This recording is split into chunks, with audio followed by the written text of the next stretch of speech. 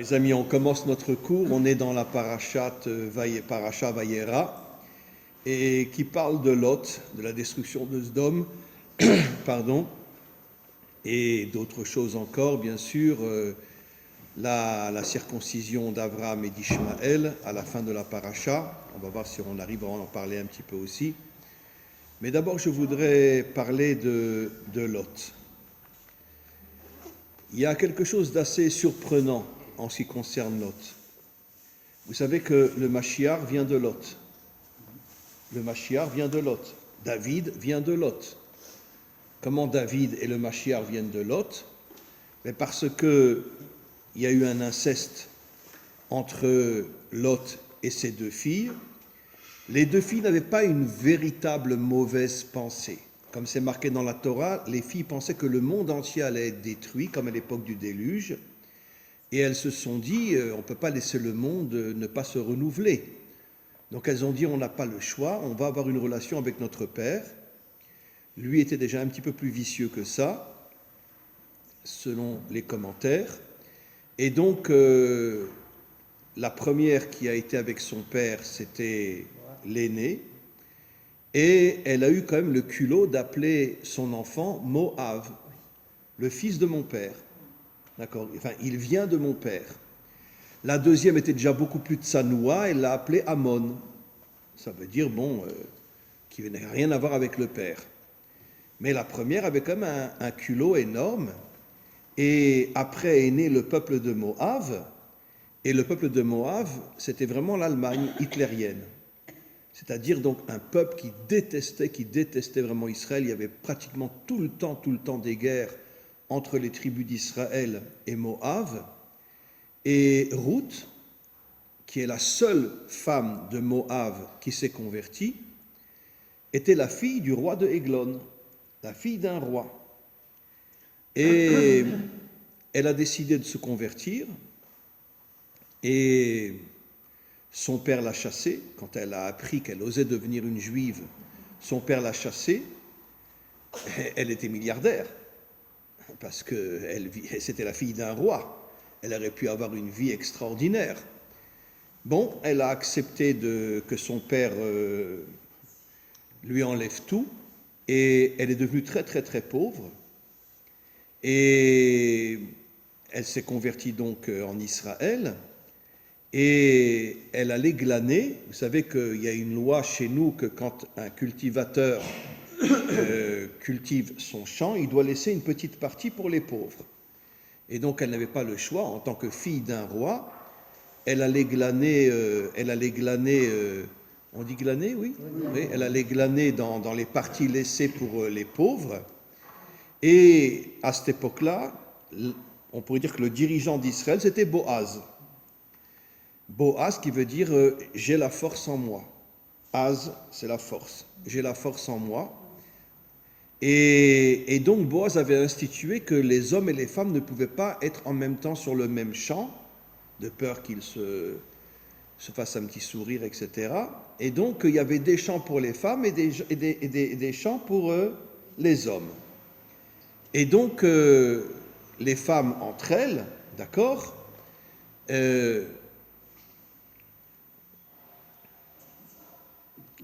non, je regarde s'il n'y a pas quelqu'un qui va me jeter une pierre. Les femmes, comment qu'elles récupéraient la nourriture? Ah oui. Voilà. Et des fois, la jupe se soulevait et on voyait tout. Il y avait des hommes qui se cachaient et qui regardaient. Des hommes qui se cachaient et qui regardaient. Et puis disaient, ouais, t'as vu. Voilà. Mais Ruth, qui était une Moabite, un peuple qui détestait Israël, la fille du roi de Églon, comment qu'elle se baissait?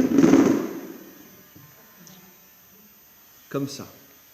Un jour, Boaz passe sur une montagne et il voit toutes les filles juives se baisser comme je l'ai montré, et puis il voit Ruth s'agenouiller. Il dit, mais comment c'est possible? Comment toutes les filles juives ne sont pas très pudiques, et il ne savait pas qui c'était. Et comment celle-là, elle s'agenouille pour récupérer la nourriture. Il a demandé à un de ses serviteurs, renseigne-toi, qui c'est? Le serviteur revient et dit, écoutez, Boaz, je suis désolé, j'ai honte de vous le dire, c'est la fille du roi de Moab qui vient de se convertir. Quand Boaz a compris la tsniout, la pudeur de cette femme-là, il a dit, je veux l'épouser. Et donc finalement, ils se sont rencontrés, ils se sont mariés, et c'est de cette lignée-là qu'est sorti David et le Mashiach. Ce qui veut dire que le peuple de Moab est sorti d'un inceste entre un père et ses filles. Ruth s'est convertie, et nos maîtres l'appellent la matrice de la délivrance finale. La matrice de la délivrance finale.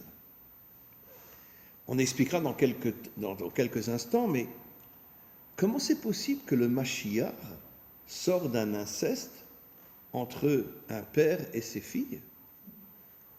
Je ne sais pas, moi, on se serait attendu à ce que, je ne sais pas, moi, le Mashiach, il vienne en Rolls-Royce, Mercedes, un beau mec, voilà. Puis non. Un âne. Le Mashiach viendra sur un âne. Oui. Je demande à M. Bornstein de se boucher les oreilles. Comme je dis souvent, l'âne sera ashkénaze. Et le Mashiach sera marocain. On aura les crottes. Non, je plaisante, c'est une blague ashkénaze, c'est une blague nulle. Voilà, on ne sait pas comment l'âne et comment qui sera. Mais en tous les cas, ouh là là, j'en connais une qui va me fusiller. Une vraie guerrière, celle-là. Ah oui, mais non, elle va me fusiller, celle-là, avec ses yeux. Ta, ta, ta, ta, ta, ta. Bon, il y a quand même quelques ashkénazes, je suis ashkénaze moi aussi, non? Mais bon, en tous les cas, le Mashiach vient sur un âne. Bon, c'est un code, c'est pas à prendre à la lettre, bien sûr. Ça veut dire qu'il vient, Chamor veut dire Chomer. Il va unir le monde spirituel au monde de la matière. Et donc, Ruth est appelée la matrice de la délivrance finale. Ça veut dire que Ruth vient de Moab, un peuple qui vient d'un inceste, et le Mashiach sort de là.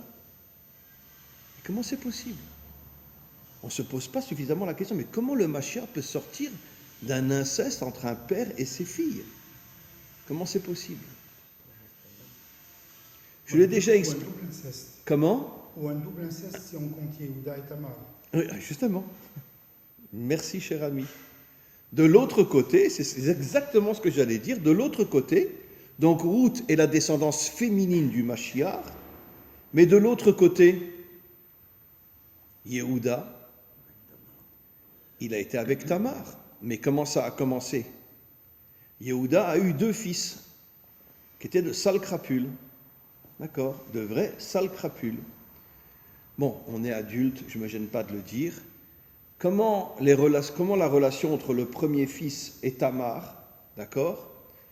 Les 2 fils ne voulaient pas que Tamar tombe enceinte.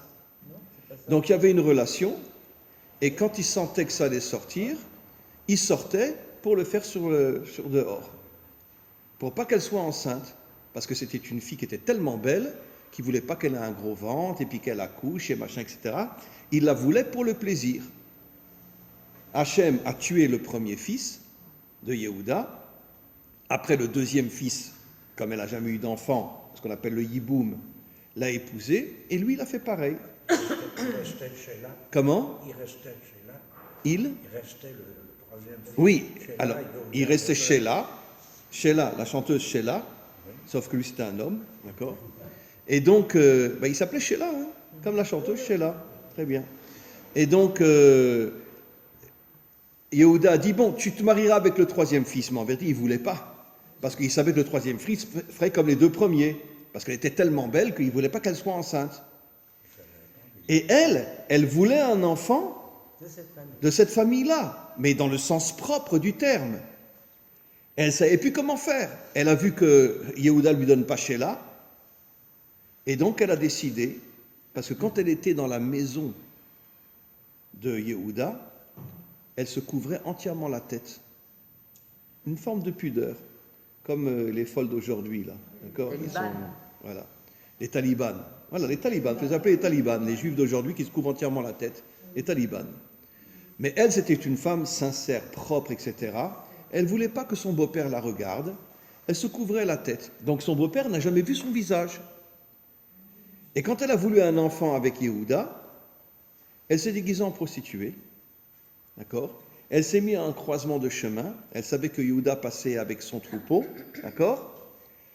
Et Yehuda l'a vu. D'accord? Et puis il a craqué. D'accord? C'était un bon mec, hein, Yehuda, vraiment. Hein, pour aller avec une prostituée, vraiment. Enfin, moi j'aime ces histoires. Vous savez pourquoi j'aime ces histoires? Je ne supporte pas qu'on me dise qu'un homme c'est le fils de Dieu. J'aime quand il tombe. J'aime. Ça prouve que c'est un homme, un vrai. Voilà. Ah, bon, il a fait une teshuva incroyable après Yehuda. Incroyable. Et donc, Yehuda la voit. D'accord? D'accord? Et elle arrive. Voilà. Ils ont une relation ensemble. Elle met au monde Peretz, la lignée masculine du Mashiach. Ruth met au monde la lignée féminine du Mashiach, parce que c'est une femme. Et elle, et lui, Peretz, met au monde la lignée masculine du Mashiach. Mais quand même, un homme qui va avec une prostituée. Après, on a appris qu'elle était enceinte au bout de 3 mois. Pardon, comment Ruth met la lignée féminine du Mashiach? Comment? Ruth met la lignée féminine du Mashiach. Oui, c'est-à-dire qu'elle, c'était une femme. Oui. Oui, elle a mis au monde des garçons, c'est vrai. Mais on l'appelle la matrice du Mashiach dans le sens féminin du terme. Et Yehuda qui va avec Tamar, et Tamar c'était d'ailleurs la fille de Shem. Tamar était la fille de Shem. Et Yehuda était roi déjà. Comment? Yehuda était roi? Pas encore. Non, pas encore, c'était un pauvre type comme tout le monde, quoi. Pour aller avec une prostituée, excuse-moi.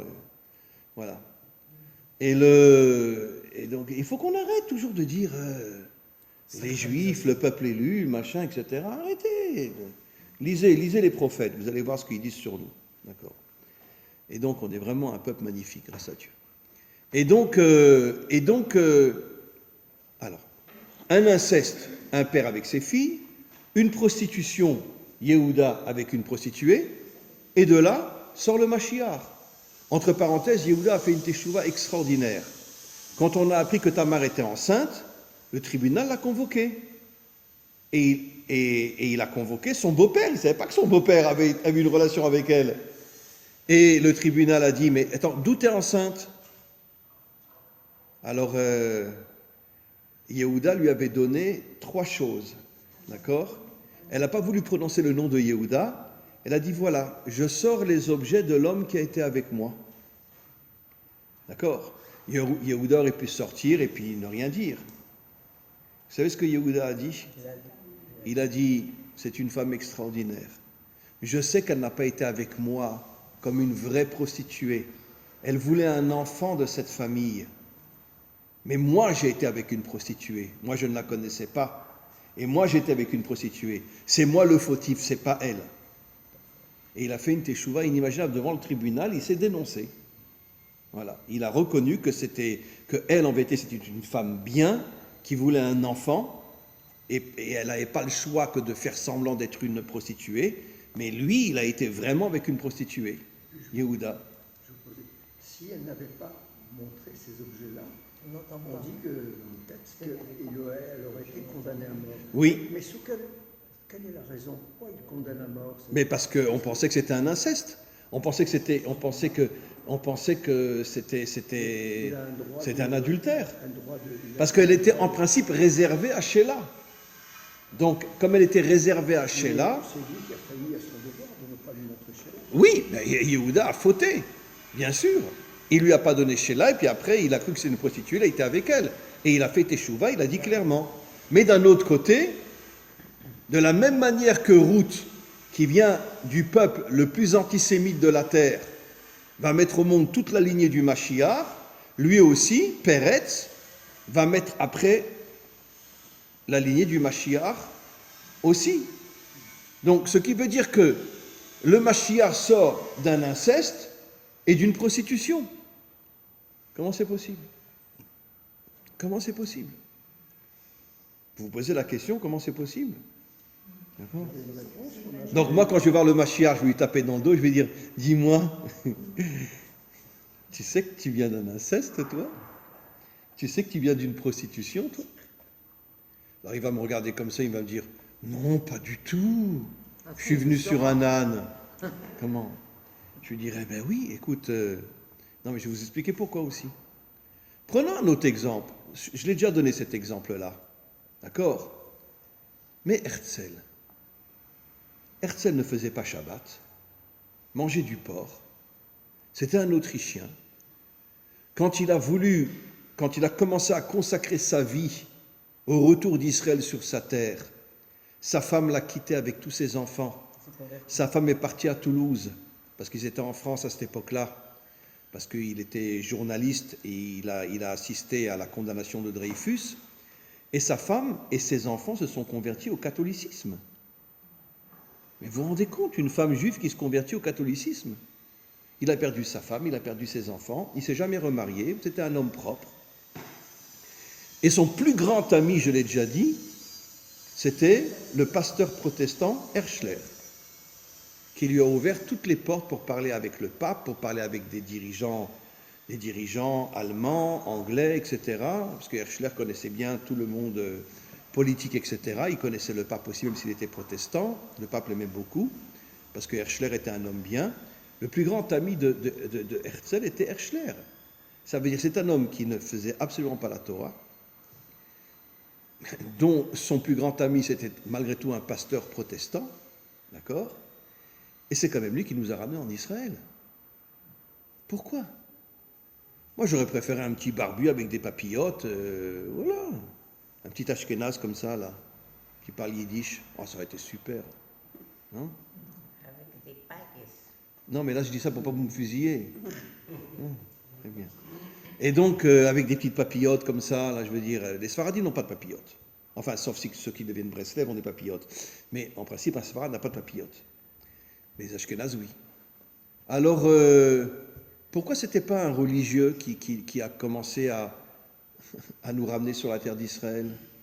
Pourquoi un type qui mangeait du porc et qui toute sa vie n'a jamais fait teshuva? Mais d'un autre côté, il avait quelque chose d'extraordinaire en lui. C'est quand même le seul homme dans sa génération qui a commencé à penser à ramener Israël sur sa terre. Et si on est là aujourd'hui, c'est grâce à qui? Mais c'est grâce à lui. Il faut se rendre sur sa tombe, hein, vous avez déjà tous été sur sa tombe? Ah oui, il y a une Moi, j'y ai été une fois aussi. Il faut y aller. Je suis désolé de dire, même s'il ne faisait pas Shabbat et même s'il mangeait du porc, mais si on est sur la terre d'Israël aujourd'hui, c'est quand même grâce à lui. Et le Rav Kook aimait beaucoup Herzl. Il parle beaucoup dans ses livres de Herzl, etc. C'est quand même lui qui a lancé le processus du retour d'Israël sur sa terre. C'est quand même quelque chose d'extraordinaire. Donc il avait malgré tout un très bon côté en lui, même s'il ne faisait pas la Torah et même si sa femme et ses enfants se sont convertis au catholicisme. Donc c'est quand même bizarre. Le Mashiach vient d'un inceste et d'une prostitution, et le retour d'Israël sur sa terre vient d'un homme qui se foutait royalement de la Torah. D'accord? Vous savez qu'un jour, il était en Allemagne. Et puis, dans une synagogue, on l'a fait monter à la Torah. Non, c'était pas en Allemagne, c'était à Bâle. Juste avant la première conférence qu'il y a eu à Bâle. 1897. Voilà. Et donc, il rentre dans une synagogue le Shabbat, il voulait aller à la synagogue. Et puis, lui, il ne savait pas qu'il devait lire les brachot avant la lecture de la Torah. Alors, il monte, d'accord, c'est une histoire connue, il a écrit dans un de ses livres. Et puis, le Rav lui dit, les brachot. Alors, il répond, il dit, je ne les connais pas. Je ne les connais pas, les brachot. Alors, le Rav a dit les brachot, et lui, il a répété derrière. Même pas les brachot pour monter à la Torah, il les connaissait. Il y en a encore aujourd'hui. Oui, bon, aujourd'hui, n'en parlons pas. Mais c'est quand même bizarre. Voilà. Comme je dis toujours, je l'ai déjà dit, pourquoi Hitler, c'est un Autrichien ou un Allemand? Un Autrichien. Pourquoi? Zéleu Madze. Là où naît le bien, naît le mal. C'est quand même incroyable. Hitler est devenu le dirigeant de l'Allemagne alors que c'était un Autrichien. Et tous les Allemands l'ont accepté. Et pourquoi? Parce que là où est né Herzl, à Vienne, est né Hitler, à Vienne. Après, il est parti en Allemagne, et tous les Allemands l'ont accepté. Pourquoi? Zelu Matze, c'est-à-dire en hébreu, l'un contre l'autre. Là où naît le bien, naît le mal. Revenons sur Lot maintenant. Comment? Quelque chose d'extraordinaire, puisque aujourd'hui, vous venez de dire Israël. C'est vrai que là où nous sommes, c'est le pays qui a été donné par qui? Qui a été donné par l'ange des sages. À qui? À Yaakov. Bravo. La raison qui fait qu'aujourd'hui, on nous dit né Israël, non pas né Yaakov. Et c'est le nom qu'il a pris, puisque jusqu'à aujourd'hui. Absolument, c'est l'ange, enfin l'ange qu'on appelle le Satan de Esav, qui a donné le nom Israël à Yaakov, quand Yaakov s'est battu avec lui. D'accord? C'est quand même absolument incroyable. Mais on pourrait encore aller plus loin, mais je vais revenir sur l'autre, mais je vous raconte encore une histoire. Quand Hachem a envoyé Shmuel pour donner la royauté à un des enfants de Yishai, les 7 premiers sont passés, et Hachem ne lui disait rien. D'abord, il pensait que le premier, le Bechor, serait le futur roi d'Israël. Hachem lui a dit non, c'est une crapule, laisse-le tomber. C'est marqué dans les commentaires. C'est une crapule, laisse-le tomber. Les 7 passent, et alors Shmuel dit, mais t'as pas un autre fils? Alors Yishai fait, ouais, c'est ma femme qui a couché avec quelqu'un d'autre, et mon 8e fils, c'est un mamzer. C'est un bâtard. Tu vas nommer un bâtard roi d'Israël? Shmuel dit, écoute, j'ai pas le choix, je veux le voir. Bon, il envoie un de ses fils le chercher parce qu'il était complètement éloigné de la famille. À chaque fois qu'il descendait pour faire des courses à Bethléem, si un de ses enfants, un des enfants, il le voyait, il le traitait de sale bâtard, sale mamzer, etc. Et parce qu'il pensait que sa femme avait couché avec un autre homme, parce qu'elle n'était pas divorcée. Ils s'étaient séparés, mais ils n'étaient pas divorcés. Et Isha était un homme extraordinaire. Il avait 600 000 élèves. 600 000 élèves. C'était le Talmid Chacham le plus grand d'Israël. Yishai. 600 000 élèves dans tout le pays. Le problème, c'est qu'à l'époque où il voulait marier ses fils, le tribunal pensait que pas seulement les hommes de Moab ne peuvent pas se convertir, même aussi les femmes de Moab. Donc Ruth n'est pas juive. Et puis quand il a voulu marier ses 7 premiers enfants, tout le monde lui disait attends, je suis occupé, je te rappelle, je t'envoie un WhatsApp, t'inquiète pas. Voilà. Et puis il s'est rendu compte qu'il n'arrive pas à marier ses fils, il s'est renseigné, il a dit oh là là là là, le tribunal pense que Ruth n'est pas juive. Bien que c'est faux, les hommes ne pouvaient pas se convertir, mais les femmes pouvaient se convertir. Il a dit à sa femme, écoute, on ne peut plus avoir d'enfants, parce qu'on n'arrive plus à les marier. Donc, je vais te construire une maison, loin de chez moi.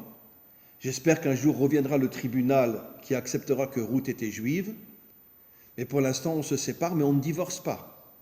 Parce que tu es quand même ma femme bien-aimée. Voilà, mais plus de relations ensemble. Au bout de quelques mois, Yishai est un homme extraordinaire, 600 000 élèves, un grand chacham, d'accord? Il n'a jamais fauté, il voit sa servante et il lui dit tu peux pas venir dans ma chambre ce soir? Non, un homme exceptionnel, bien sûr, magnifique, bravo. Ce que j'aime ces histoires, moi je ne vous raconte pas, qu'est-ce que j'aime ces histoires? Pourquoi j'aime ces histoires? Parce que la Torah nous dit la vérité, la Torah elle ne ment pas, on n'est pas des fils de Dieu. La Torah, elle nous dit, même un homme, il peut tomber. C'est ça la vérité de la Torah. Un homme peut être très grand, mais il peut tomber aussi.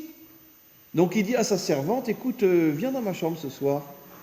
Elle, c'était la meilleure amie de sa femme. Elle court chez sa femme, lui dit, mais tu sais ce que ton mari m'a demandé? De venir coucher avec lui ce soir? Il dit, écoute, je sais que ton mari est très pudique, d'accord? Quand je vais venir, ça sera noir dans la chambre. Tu ne veux pas y aller à ma place? Elle lui dit la servante à sa femme. Et bon, et la femme y va. Elle rentre dans la chambre, tout est noir, le mari ne voit rien, Il croit qu'il est avec la servante, il est avec sa femme. 3 mois après, elle a un gros ventre. Vous ne voulez pas le croire. Et elle lui dit rien.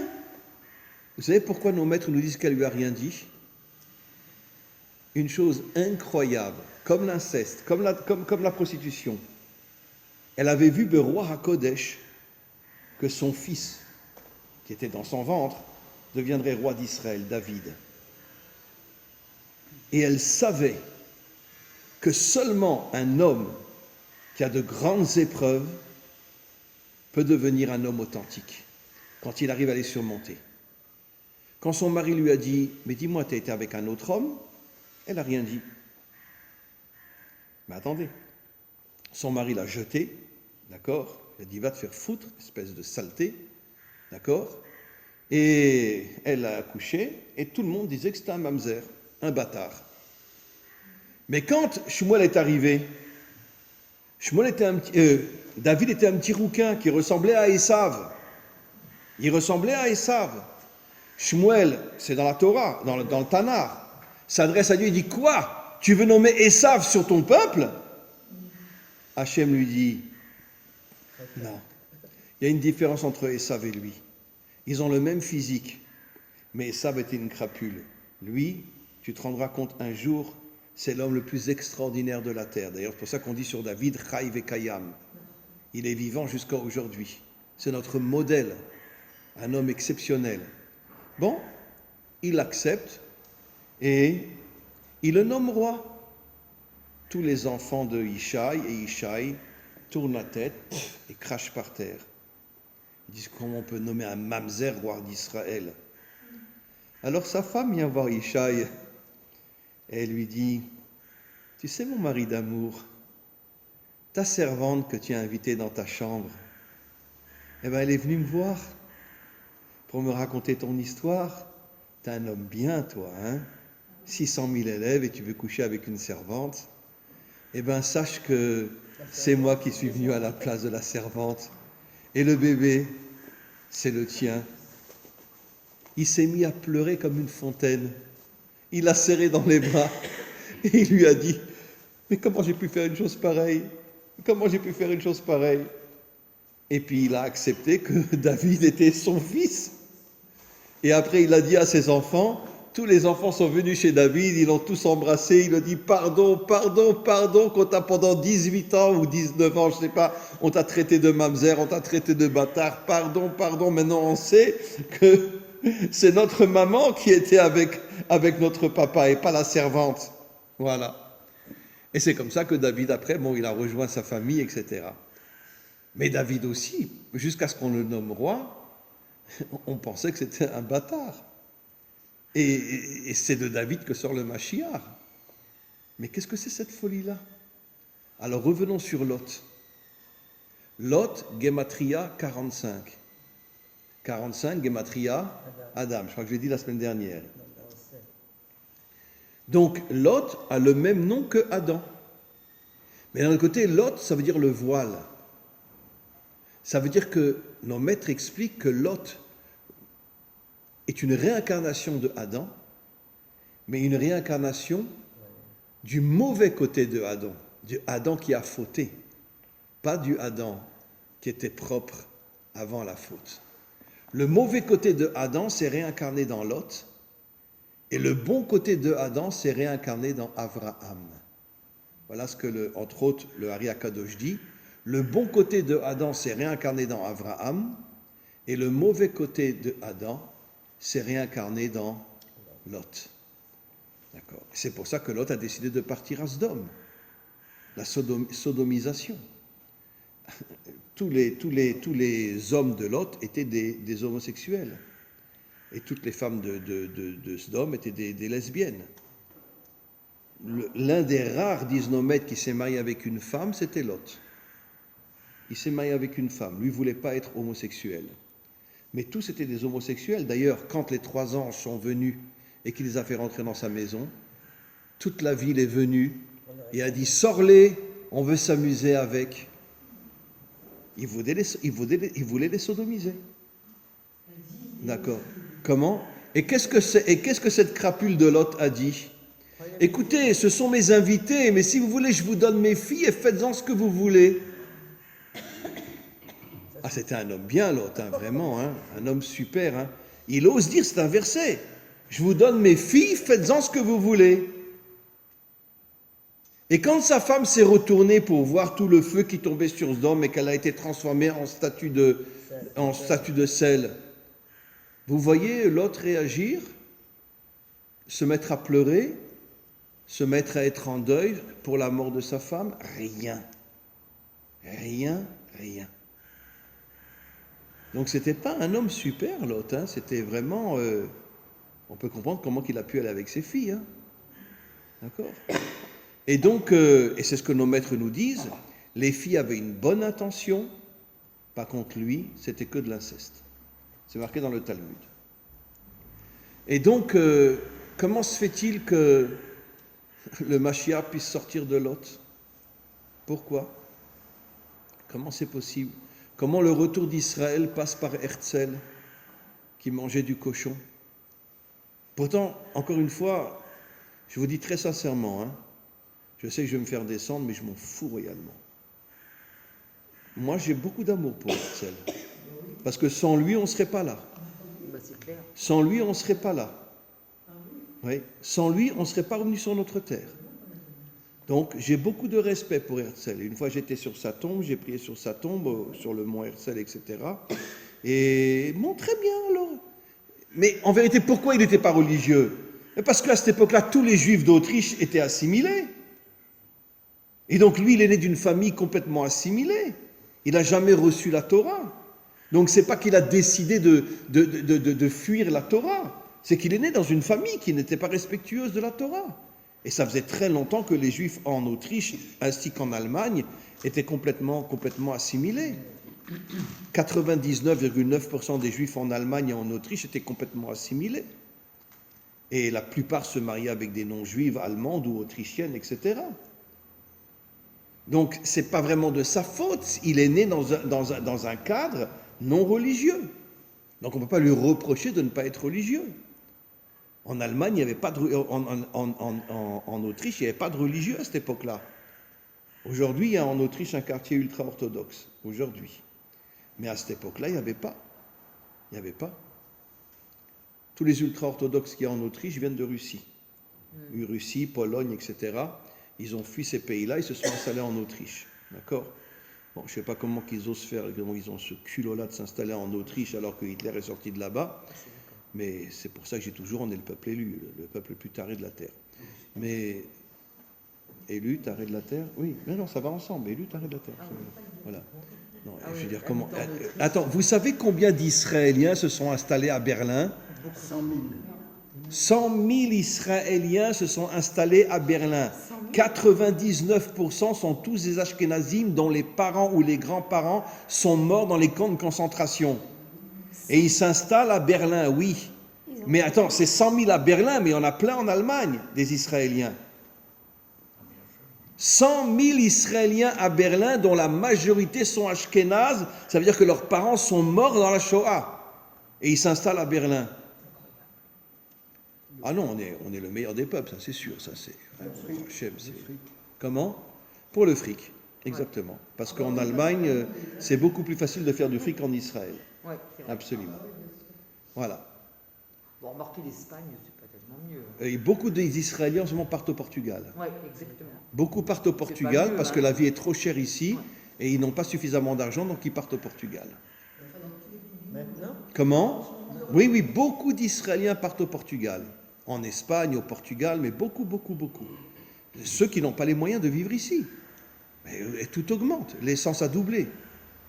L'essence a doublé. Avant, moi, je faisais un plein, je faisais 250 shekels. Un demi-plein, maintenant, c'est 250 shekels. Ça veut dire que l'essence a doublé. Tout a doublé. Et la nourriture, regardez la nourriture comme elle a doublé. Les appartements, les loyers. C'est de la folie ce qui se passe en Israël aujourd'hui. Donc c'est pour ça que beaucoup d'Israéliens s'en vont et n'arrivent plus à vivre ici. Ils n'ont plus les moyens. Ça devient... d'arriver à ça, alors. Comment? C'est honteux. Pourquoi on ne se révolte pas? C'est pas normal que ce soit plus cher que partout ailleurs. Parce que les Israéliens sont des moutons. Ouais, c'est un peu ça. Voilà. Enfin, Et là, ils donc, sont encore c'est très une difficile de se fois révolter. quand même. Et les francophones qui ont perdu la moitié de leur retraite. Bien sûr, Oui, je suis d'accord. bien sûr. Et comme dit notre cher ami, et tous les retraités l'euro est complètement tombé, il est à 3-2 maintenant. Oui, mais ça, c'est Voilà. pas de la faute du gouvernement. Hein, Non, ça c'est pas la faute du gouvernement. Non, oui, c'est la faute du gouvernement parce qu'ils ont monté le shekel. Le shekel Il a été surévalué et l'euro n'arrive plus à tenir et l'euro est tombé. En Israël, l'euro n'est pas tombé en Europe, l'euro est tombé en Israël à cause de l'augmentation du shekel. Il est monté. Comment? En Europe, il est monté de 2 unités. Oui, en Europe il monte, mais en Israël il tombe complètement. Vous imaginez des gens qui avaient une petite retraite aujourd'hui, comment ils font pour vivre? Voilà, c'est pas facile. Alors maintenant on va passer. C'est vrai qu'on peut dire tout ce qu'on veut, mais rien ne vaut Israël. Comment? Le rap, il est en Israël. Non, mais lui, il est tunisien, c'est pour ça qu'il dit ça. Parce que la Torah est une. Non, la Torah est une, donc c'est pour ça. Comme c'était. Ah non, il n'est pas tunisien, lui. Ah mais non, c'est sa femme qui est tunisienne. Mais il n'est pas algérien, lui. Ah, vous l'avez converti. Il est devenu tunisien, pardon. Heureux comme un jour. Mais de toute façon, la femme est la couronne de l'homme. Donc, voilà. C'est bien connu. Voilà. Et donc, maintenant, on va expliquer la raison pourquoi le maître du monde fait en sorte que toute la lignée du Mashiach passe par des catastrophes inimaginables. Même le retour d'Israël sur sa terre par Herzl. D'accord? Comment c'est possible? Et David, jusqu'à l'âge de 18 ans, on pensait que c'était un bâtard. Voilà. Comment c'est possible? Et lui, il ne savait pas que sa mère avait été avec son père. Il pensait que sa mère avait été avec un autre homme, jusqu'à ce que sa mère dévoile tout ce qui s'était passé, bien évidemment. Alors en vérité, il faut savoir la chose suivante. Vous savez que le Bartonora, qui est un des plus grands commentaires de la Mishnah, nous dit une chose absolument incroyable. Il nous dit que le jour où Titus est rentré dans le Kodesh HaKodashim, dans le Saint des Saints, pour détruire le deuxième temple, il est rentré avec une prostituée. Il a sorti le Sefer Torah du Aaron HaKodesh, il l'a mis par terre, et il a été avec la prostituée sur le Sefer Torah dans le Kodesh HaKodashim. C'est marqué dans le Talmud. Non, voilà, Titus. Un goy, il peut... Voilà. Sur le Sefer Torah, dans le Kodesh HaKodashim. Au moment, excusez-moi de le dire, mais on est des adultes, au moment où il la pénètre, à ce moment-là, une femme accouche dans le Galila Elyon, et beaucoup de commentaires disent c'est Tzfat. Parce que le Mashiach se dévoilera à Tzfat. Et elle accouche d'un enfant qui est le Mashiach. Le Bartonora et quantité d'autres commentaires nous disent que le Mashiach se trouve dans chaque génération jusqu'à son dévoilement depuis la destruction du deuxième temple. Certains commentaires osent même dire que le Mashiach a été capturé et est mort à Auschwitz. Simplement que, à chaque fois son âme ne remonte pas en haut, Hachem la remet dans un descendant du roi David jusqu'à ce que le Mashiach se dévoile. D'accord? Et dans chaque génération, le Mashiach est là, mais il est caché. On ne sait pas qui c'est. Il le sait. Comment? Lui, il le sait. Des fois oui, des fois non. Certains commentaires disent des fois il le sait, des fois il ne le sait pas. Mais en tous les cas, il est dans chaque génération jusqu'à son dévoilement. Quand il mourra, son âme revient dans un descendant de David, et quand ça sera le vrai Mashiach, à ce moment-là, il se dévoile. Donc, là aussi, c'est quelque chose d'assez étonnant. Comment le Mashiach naît, pose nos commentaires la question, au moment où Titus est avec une prostituée dans le Saint des Saints, dans le Kodesh HaKodashim. Comment? Ben, c'est Zelou Matzé. Pourquoi? Et là, le Hari HaKadosh révèle quelque chose d'absolument fabuleux. Tout ce que je vous ai expliqué. Ils disent en vérité, le Mashiach, prenons l'exemple de Herzl, ne pouvait pas être un religieux. Parce que si ça avait été un religieux, toutes les forces du mal seraient tombées sur lui pour l'éliminer. Qu'est-ce qu'il a fait Hachem? Il a caché toute la lignée du Mashiach dans des situations horribles pour que personne ne puisse imaginer que le Mashiach va venir d'un inceste, d'une prostitution ou un mamzer comme David. Hachem cache la venue du Mashiach, exactement comme nos maîtres nous disent que Hachem cache le Or HaGanouz, la lumière cachée, qui est cachée où? Où elle est cachée, la lumière cachée? Est-ce que vous savez que les enfants de Amalek, au bout de quelques générations, se sont convertis et sont venus de très grands rabbanim à Bnei Brak? C'est marqué dans le Talmud. Mais ils ont été pendus. Non. Pas tous ont été pendus. Ah, il en avait beaucoup alors. Il avait beaucoup d'enfants parce qu'il avait énormément de femmes. Et beaucoup ont été pendus, d'accord? Et 10 ont été pendus. D'ailleurs, vous savez que après la Shoah, il y a eu le procès de Nuremberg, ils ont pendu 10 nazis. Il y en a un qui s'est suicidé. Et le dernier a dit, d'accord, il nous arrive la même chose qu'aux enfants d'Aman, on est pendus comme les enfants d'Aman. Il y a une tradition. Oui, il a crié Pourim. Absolument, bravo. Il a crié Pourim et ils l'ont pendu. C'était le 10e. Et donc, des enfants de Haman se sont convertis, lui qui voulait génocider tout Israël, et sont devenus de très très grands maîtres à Bnei Brak. Bnei Brak existait déjà il y a 2000 ans. Je ne sais pas si c'est la même ville qu'aujourd'hui, mais existait déjà 2000 ans. D'accord? Je l'ai déjà dit des milliards de fois. Mais vous savez que la nièce de Himmler est venue en Israël et s'est convertie en Israël. La nièce de Himmler est devenue Shomeret Shabbat, Kashrut, etc. La nièce de Himmler. Je l'ai déjà dit des milliards de fois. Excusez-moi, mais je n'insisterai pas. Vous savez que le fils des têtes de mort, je l'ai déjà dit 1 milliard de fois, s'est converti en Israël, c'était l'officier qui tuait tous les juifs avant les camps de concentration dans les ghettos. Quand il a appris ce que son père a fait, il est venu en Israël, il s'est converti, il est devenu un grand rave Abaïd Vegan. Et il n'a plus jamais parlé à ses parents quand il a appris ce que son père avait fait. Qu'est-ce qu'on comprend de là? On comprend de là que, d'une certaine manière, le bien se cache dans le mal. D'accord? Et je vais dire quelque chose d'horrible. D'accord? Vous avez le droit de me lapider, vous avez le droit de me lyncher, vous avez le droit de faire ce que vous voulez de moi.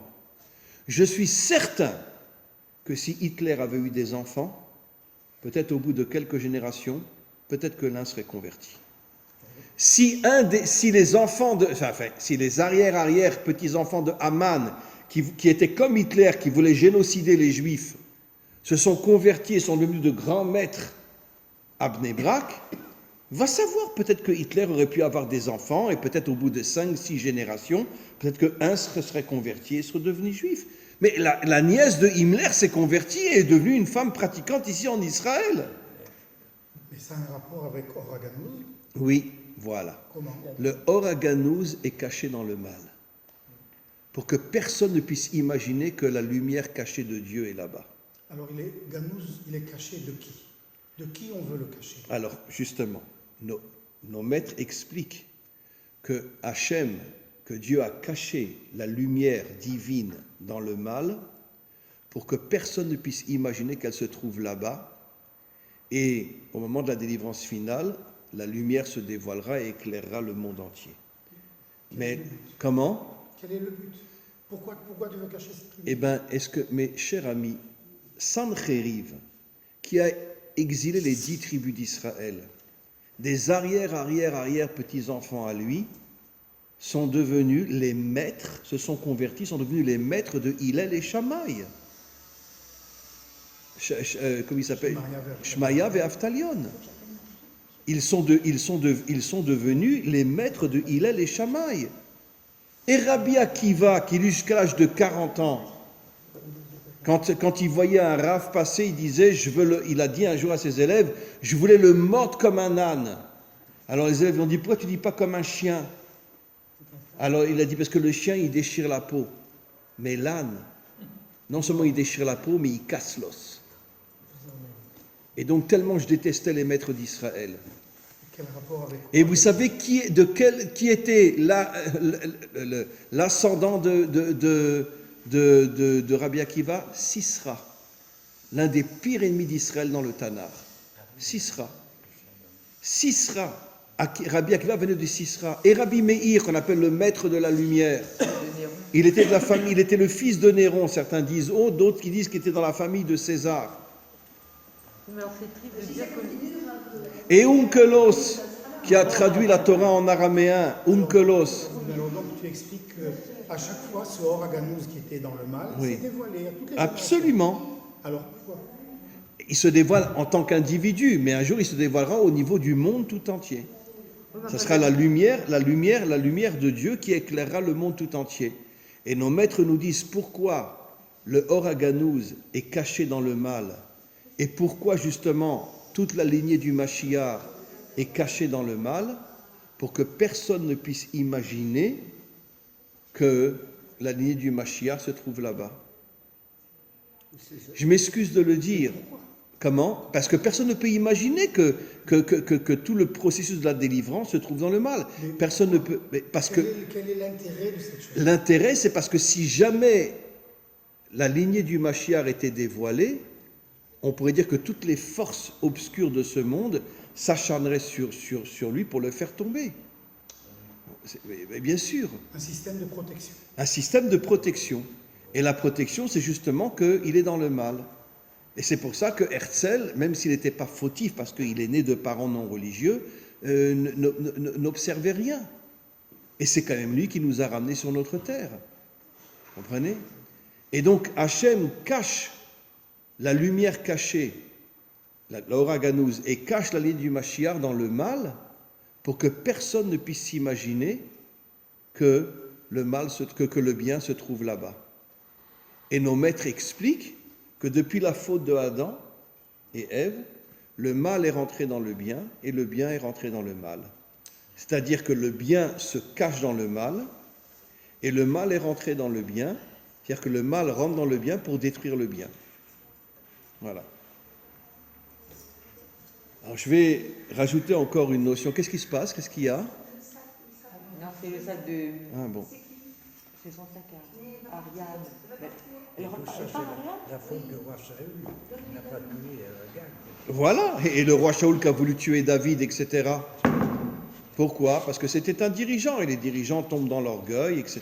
Et moi. J'ai entendu dire que si Herzl avait été religieux et Mais il l'aurait tué. que par des religieux, jamais l'ONU aurait voté le partage. Mais absolument.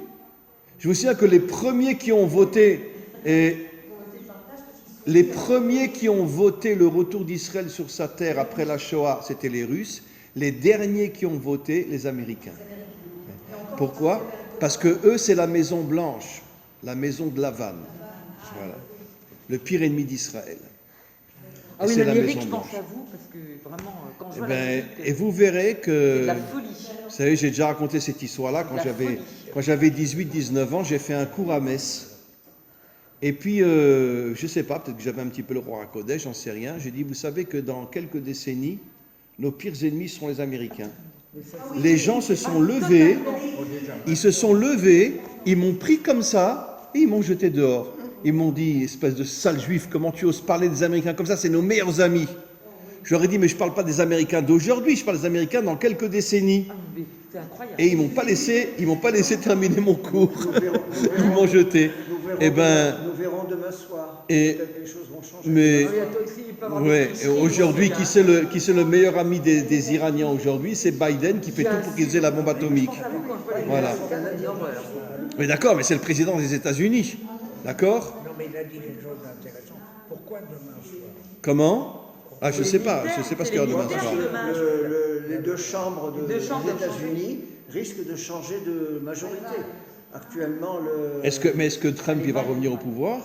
Il veut se présenter. Ça, je ne sais pas s'il continuera. Il veut se présenter. Bon, vous savez que Clinton Clinton était un pédophile qui allait dans l'île de Weinstein, un sale juif, qui allait dans l'île de Weinstein et il couchait avec des filles de 14-15 ans. Et comment le Mossad l'a fait tomber?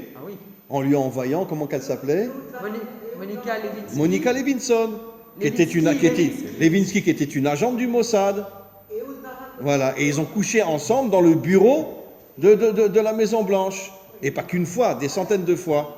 Et quand ça s'est appris, il a été viré. Ah, Clinton, c'était une horreur Voilà. pour Israël. Mais Clinton était une horreur. Une horreur. Mais il n'y a pas que lui. Obama, Et Kennedy, quelle fille il faisait venir par les souterrains de la Maison Blanche? Proche des nazis. Le père Kennedy, c'était un vrai nazi. Quand il y a un des raves en Angleterre qui est venu, parce qu'il était consul en Angleterre, et il lui a dit « Sauve-nous », il a dit « Mais crevez tous ». Il a dit sauver les enfants, il a dit toute votre génération. Voilà. Et après le rave, il lui a dit « Sache que vous disparaîtrez tous ». Et toute la famille Kennedy a disparu. Voilà. Mais Kennedy, qui était marié, là, qui c'est qui faisait venir par les souterrains de la Maison Blanche, là? Monroe. Voilà. Il faisait venir Monroe. Il avait créé des souterrains pour la faire venir. Mais tous les dirigeants, c'est des crapules aujourd'hui. Même s'ils sont mariés ou quoi que ce soit. Et Hollande, vous avez vu le film de Hollande sur sa moto, comme ça, avec un casque, on ne voit pas sa tête, et puis il va dans une maison avec une jeune fille, d'accord? Et puis c'est deux gardes du corps qui le suivent. Bon, enfin, une jeune fille, peu importe, mais en tous les cas, bon, d'accord, mais comment? Et Mitterrand et Chirac, voilà. Et puis, je m'excuse de le dire, d'accord? Je regarde si personne n'a une pierre. Je vous signale que Bibi, pendant 10 ans, était marié avec une non-juive en Amérique. Il a une fille d'ailleurs avec elle. Oui, il a une fille avec elle. Pendant 10 ans, il a vécu avec une non-juive en Amérique. Et il a changé de nom pour pas qu'on sache qu'il était juif. Oui, renseignez-vous, vous verrez que j'ai raison. Pendant 10 ans, il vivait avec une non-juive. D'accord. Mais vous venez de le dire. Qu'est-ce qu'il y a? Vous venez de le dire. Quoi? Chaque fois qu'on est dans un milieu ambiant, favorable, commercial, il était dans un milieu aux États-Unis qui incitait justement à ce genre. Mais évidemment, mais vous avez 100% raison. Voilà. Mais d'un autre côté, une chose absolument incroyable, le rabbi de Lubavitch a dit à Bibi qu'il serait le dernier dirigeant d'Israël jusqu'au Mashiach. Comment? Non. Beaucoup de Lubavitch le disent, qu'ils l'ont entendu de la bouche du rabbi, que le rabbi a dit à Bibi, quand un jour il s'est présenté devant lui, qu'il régnerait sur la terre d'Israël jusqu'à la venue du Mashiach. Voilà. Et maintenant il est revenu. Bon, alors, voilà. Ici en Israël, le Rav Kadouri, il avait dit aussi en pleine Knesset. Oui, le Rav Kadouri aussi avait dit, il a raison, que Bibi régnerait jusqu'à la venue du Mashiach. Ah, aussi il l'a dit. Parce que je crois que le Rav Kadouri l'avait entendu aussi de la bouche du rabbi. Et c'est quelqu'un qui a vécu jusqu'à 112 ans. Oui.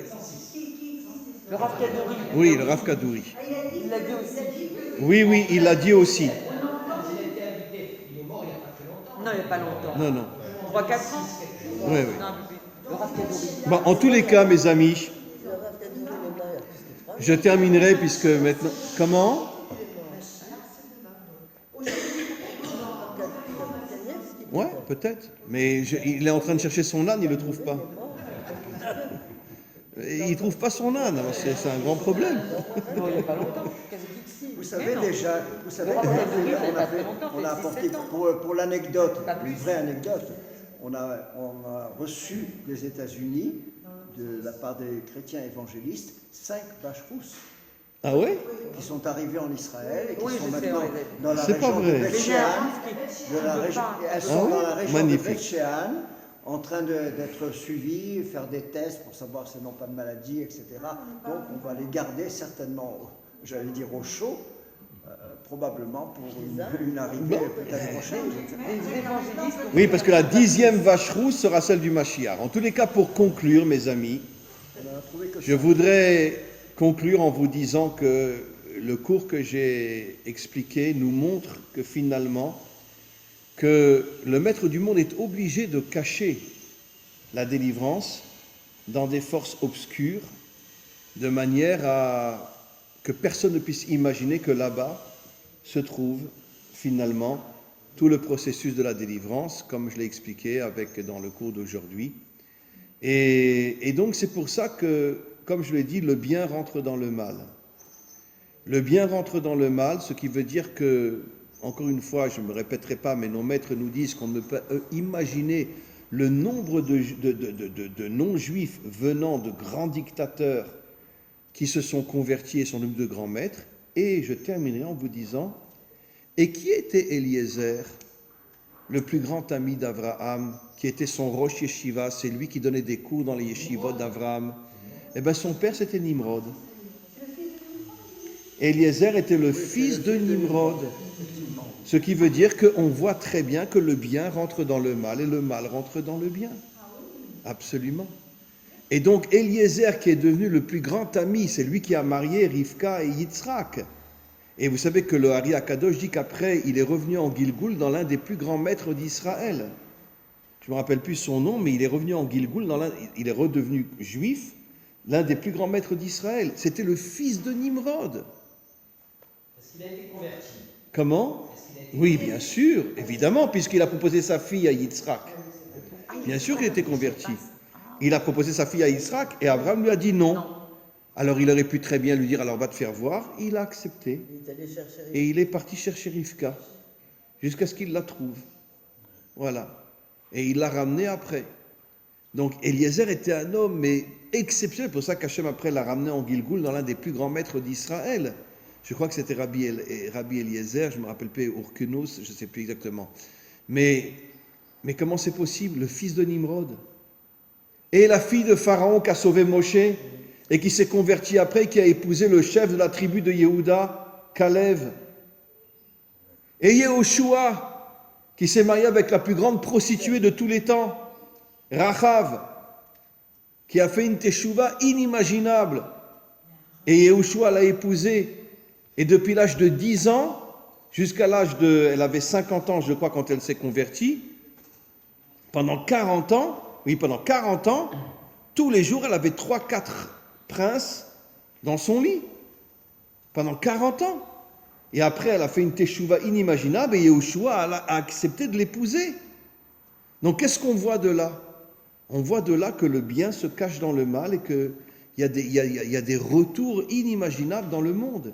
Des retours absolument incroyables. En Belgique, il y a un grand rave qui a épousé une prostituée. Qui a fait tchouva? Oui, bien sûr. Oui. Oui. Ah oui, mais... Ouais, je l'ai lu cette histoire. Je ne sais plus comment, ni le rave, ni la prostituée. Oui, ben, c'est tout à fait possible. C'est tout à fait possible. C'est tout à fait possible. Je ne dirais aucun nom, ni rien, ni quoi, ni qu'est-ce, mais je connais quelqu'un en Israël qui est devenue c'est encore une jeune femme très très religieuse, d'accord, qui est une ancienne prostituée à Paris, qui s'est convertie et qui est aujourd'hui une femme très religieuse ici en Israël. Et elle était pendant des années une grande prostituée à Paris. Voilà. La fille de Bibi. Donc vous voyez bien qu'il y a des choses absolument incroyables qui se passent dans le monde. Incroyables. C'est pour ça que nos maîtres nous disent que le monde a été créé pour la teshuva. Notre monde a été créé pour la teshuva, pour le retour vers Dieu une fois que tu es tombé. Be'ezrat Hashem, on continue la semaine prochaine. La semaine prochaine, c'est Chaye Sarah. Chaye Sarah. On parlera d'Ishmaël aussi parce que la Torah parle beaucoup d'Ishmaël à la fin de la paracha. Voilà. Une des filles de Bibi.